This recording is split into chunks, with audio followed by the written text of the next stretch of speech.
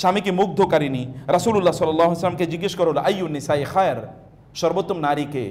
তিনি বললেন আল্লাতী তাসুরুহু ইযা নাযারা, যদি স্বামী যদি তার দিকে তাকায় তাহলে তাকে তার প্রতি সন্তুষ্ট হয়, এবং ওয়াতুতিউহু ইযা আমারা, তিনি তাকে আনুগত্য করেন যখন তিনি তাকে কোনো নির্দেশ দেন।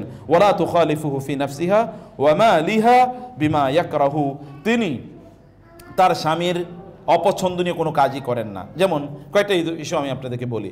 যেমন আপনাদের স্বামীদের ব্যাপারে আপনার সুন্দর জামা কাপড় পরে থাকবেন। সব সুন্দর জামা কাপড় এখন বান্ধবীর বাড়িতে যাওয়ার জন্যে, অথবা বোনের বাড়িতে যাওয়ার জন্যে, অথবা বিবাহর আসরে যাওয়ার জন্য সব জমা করে রাখবেন না। অর্নামেন্টস তো এখন বোনেরা রাখে কোথায়? এখন হচ্ছে ব্যাংকের লকারে, শুধু ওই দিনই বাইর করে যেদিন কোনো বিয়ের অনুষ্ঠানে যাবে। তো আপনার এই অলংকার তো আপনার স্বামীর জন্য, কারে দেখাবেন এই অলংকার? অনেকে বলেন যে আমার স্বামী এগুলো পছন্দ করে না। তা ঠিক আছে, কিছু কিছু পুরুষের তো রুচি ওই লেভেলের নাই, তাও ঠিক আছে। কিন্তু তারপরেও আপনার নিজকে আপনি ইয়ে করুন, আপনি পারফিউম ব্যবহার করুন, বেশি বেশি আতর ব্যবহার করুন, ঘরটাকে আতরময় সুগন্ধিময় করে রাখুন, সুন্দর সুন্দর জামা কাপড় পরে বাসায় থাকুন। এটা করা দরকার, কারণ এটা আপনার জন্য কি সওয়াবের কাজ, আর ওটা হলো হারাম। আরেকজনকে আপনার সৌন্দর্য প্রদর্শন করা হলো হারাম। ওয়ালা ইউবদিনা যিনাতাহুন্না ইল্লা লিবুউলাতিহিন্না, তারা তাদের সৌন্দর্য কেবল স্বামীর জন্য প্রকাশ করবে, অন্য কারো কাছে না।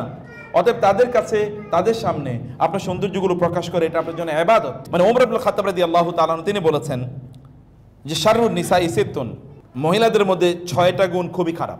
খারাপ 6টা গুণ আছে, এর মধ্যে কি আল হান্নানা, 2 নম্বর হচ্ছে আল আন্নানা, আল মান্নানা, আল হাদ্দাকা, আল বাররাকা, সাদ্দাকা। বুঝতে পেরেছেন? ভালো করে শুনুন, এটা মজার জিনিস।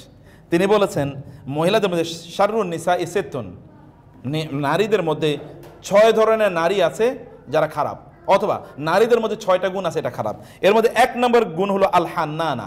হান্নানা মানে কেবল বাপের বাড়ির গল্প, কেবল কার গল্প? আর হান্নানা। এটা বেশি বেশি বলার দরকার নেই, কম বলবেন, এটা বেশি বেশি এটা বলার দরকার নেই। 2 নম্বর হচ্ছে কি আল আন্নানা, বেশি বেশি কি করে তারা কেবল আনিন, আনি মানে হচ্ছে কেবল কান্নাকাটি, কথায় কথায় নাক কাঁদুনি আছে না, একদম কথায় কথায় কেঁদে দেয়, এটা করা ভালো না। 3 নম্বর কি হচ্ছে আল মান্নানা, মানে কেবল খোঁটা দেয়। কি দেয়? কেবল খোঁটা দেয়। কিসের খোঁটা? আমার বান্ধবীর এত বড় একটা ফ্ল্যাট, আর তোমারে মিয়া বিয়ে করে আমার জীবনটা শেষ হয়ে গেছে, তোমার বিয়ে না করলে আমার ওই যে অমুকে কত, আমার বোন, আমার বান্ধবী, আমার অমুকে, তারা কত ভালো আছে। এটা হলো আল মান্নানা, মানে খোঁটা দেয়া। এটা খুবই একটা খারাপ কাজ।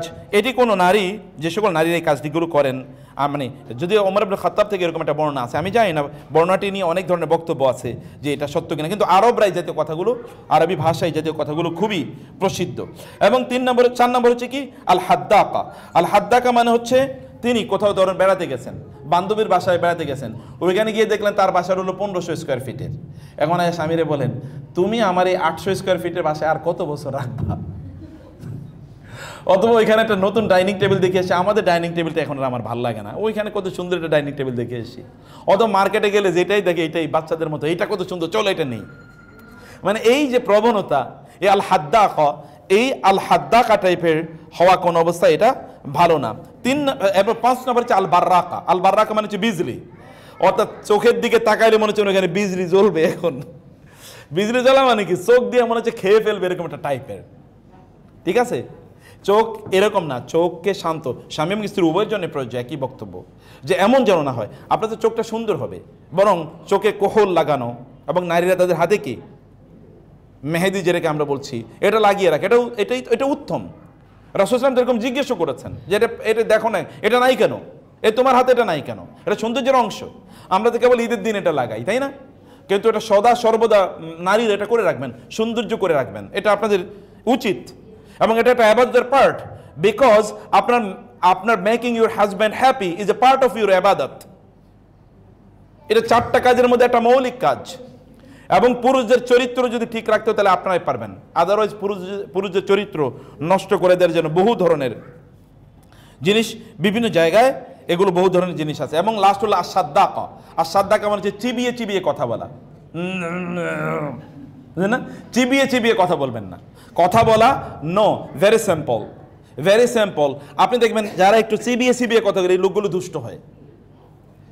চিবিয়ে চিবিয়ে যারা কথা বলে এটা পুরুষ টাইপের আমি তো মহিলাদের এত বেশি শুনি নাই, শোনার সুযোগ হয় নাই, কিন্তু পুরুষদেরকে যাদেরকে দেখি একটু চিবিয়ে চিবিয়ে কথা বলে, এগুলো দুষ্ট টাইপের হয়। এবং এই কারণে দেখবেন যারা একটু বেশি কথা বলে, একদল মানুষ আছে কথা বেশি বলে, আসলে মনে কিছু নাই, যা আছে সব বলে ফেলে। আবার যেগুলো আছে দেখবেন একেবারে কথা কম কয়, কথা কম বলে তো ভালো, কিন্তু কিছু কিছু আছে কথা কম বলে কিন্তু একটাই বলে, যেটা বলার পরে এরপরে আগুন লেগে গেছে চারিদিকে, আর নিভানো যাচ্ছে না, তাই না? কথা কম বলা ভালো, কিন্তু কম মানে হচ্ছে এরকম না যে সর্বশেষ তিনি যেটা বলেছেন এটা বলার পর আর কিছু লাগে না। আমি আপনাদেরকে বলবো বোনেরা, বাজারে যাবেন, সুন্দর সুন্দর বই আছে, বিলিভ মি। আমাদের আজকে 2টা বই আছে এখানে। এটা হচ্ছে মায়েরা আসলে সোনালী যুগের এই যে বড় বড় মানে ইসলামিক স্কলার যাদের কথা বললাম, তাদের মায়েরা কিভাবে তাদের সন্তানদেরকে লালন পালন করেছেন তার উপর একটা বই। আর একটা হলো গোটা জীবন জুড়ে নাসিহা দরকার আমাদের, কোন পদ্ধতিতে আমাদের জীবনটা পরিচালনা করবো। দুটো বই আপনারা নিয়ে যাবেন, এটা মাস্ট রিড, বাসায় বসে পড়বেন, বাচ্চাদেরকে নিয়ে পড়বেন, পড়াবেন, এবং অন্যদেরকে আপনারা গিফট করবেন, আত্মীয় স্বজনদেরকে, বোনদেরকে গিফট করবেন, বান্ধবীদেরকে গিফট করবেন, অন্য কিছু গিফট করছেন, হাদিয়া, বই, মানে অন্য কিছু যেটা আপনারা ঈদের সময় দিতেন, আমাকে বই, 1-2টা বই তাদেরকে দেন, কালচার তৈরি হোক। আমি আমার জীবনে দেখেছি বাংলাদেশের একজন বড় ইসলামী ব্যাংকের প্রতিষ্ঠাতা সহ ইসলামিক ইউনিভার্সিটিগুলোর প্রতিষ্ঠাতার মধ্যে একজন, এত বড় স্কলার বাংলাদেশে খুব কম এসে আমাকে বলতে, চাচা আমি প্রতি মাসে 30-40 হাজার টাকার বই গিফট করি। আমি বললাম সুবহানাল্লাহ, সাদাকায়ে জারিয়ার কি বিশাল বড় কাজ। বান্ধবীদেরকে বই গিফট করেন, তাদেরকে বলেন কিভাবে তারা ভালো মানুষ হবে, আর তারা ভালো মানুষ কিভাবে বানাবে, এটা তাদের মধ্যে তৈরি করা, ওদের মধ্যে সেলফ এস্টিম তৈরি করা, বাচ্চাদের মধ্যে সেলফ এস্টিম।